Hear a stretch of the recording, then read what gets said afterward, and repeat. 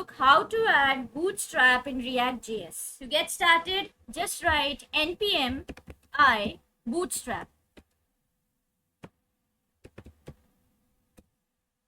After this, it will start installing the Bootstrap and you need to wait for some time. We'll get back once it's installed.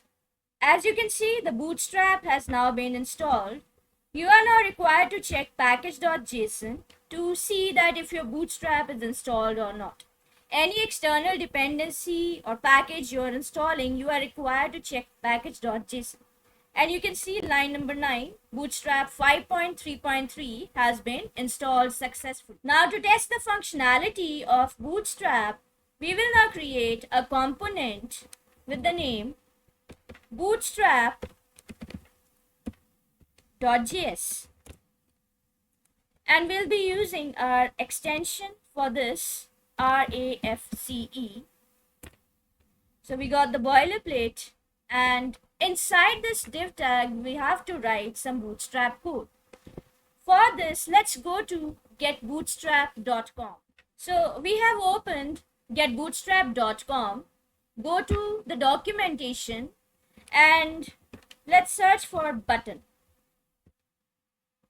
And inside this, we are going to copy some code. Let's say I copied this piece of code and I'm going to insert here between the div tags. So let's check on the browser whether we are able to get the result. So we are required to render the component as well. Let's go to app.js and import our component.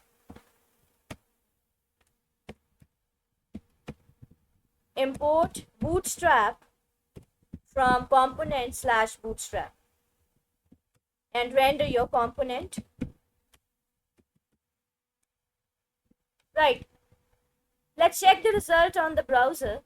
You can see that the buttons have been rendered, but as of now, no styling is applied. It is because we have not yet imported the Bootstrap package in our component.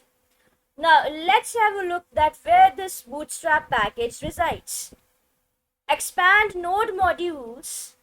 Then since all these packages are in alphabetical order, you need to look for Bootstrap. Once you get this directory, expand, there is another subdirectory called dist.